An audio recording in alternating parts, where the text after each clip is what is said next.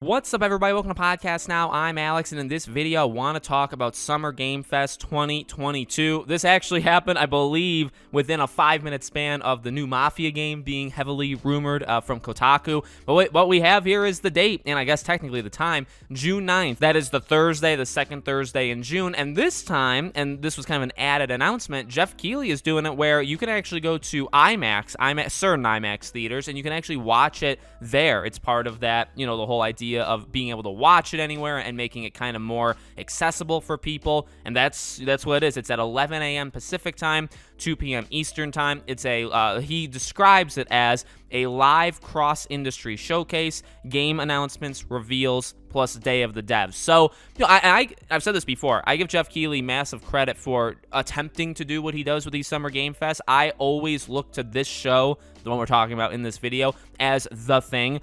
Historically, and we have a couple years of data, after this show, it normally is very specific to certain things.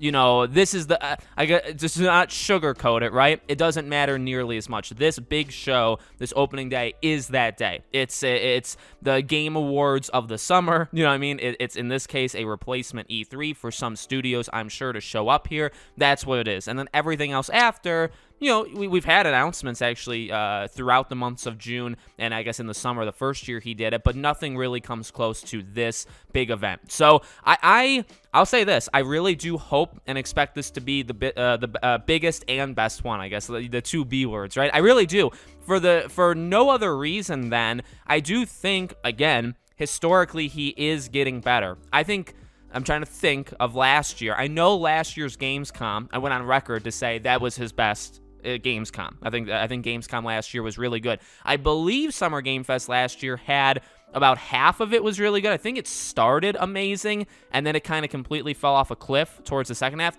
That feels like my recollection. Maybe that was the year before I'm talking about. Again, the years sometimes blend, but I do think he's getting better. I think even like you look at the Game Awards, I think the Game Awards overall is like steadying out as a, or I guess leveling out as a, it's good. It's maybe not incredible all the way through, but it's definitely got some really high moments, and then the low moments aren't as low as they used to be. So, and I guess that's just my assessment of him. That's my assessment of Jeff Keighley and his shows.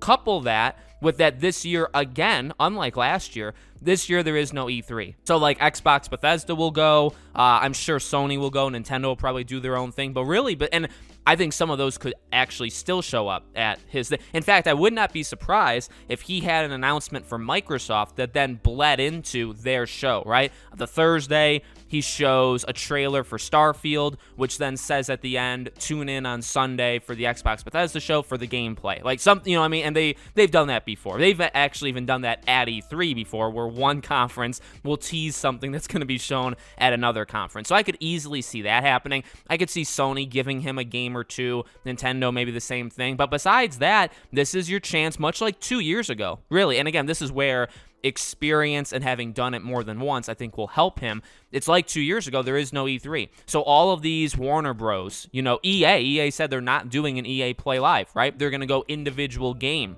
So, well, what could that mean? Well, give Jeff Keighley, you want to show Dragon Age for the first time? Instead of doing, you could do a Dragon Age presentation. That'd be pretty fun. But give it to Jeff Keighley for Summer Game Fest. You know what I mean? So you could do those things for anybody, for Ubisoft, EA, all of these companies that aren't going to get the chance to go. And of course, there'll be smaller ones, right? Small studios and all that. But I think it's a great plan. I thought it 2 years ago, and definitely it didn't it didn't really work, in my opinion. I thought the opening show was pretty okay, but then the fact that he wanted to make it, go the entire summer was pretty stupid. It didn't work. Last year, again, I think was a lot better, and then we'll see, what this year brings. But definitely getting it. This is what I talked about, guys. Finally, freaking finally, in the month of May, we're in the middle of like the biggest gaming drought, we've had in a while. There's no news. There's not even any interesting rumors or leaks that are at least believable in the slightest. But this is now the month that we're going to start filling in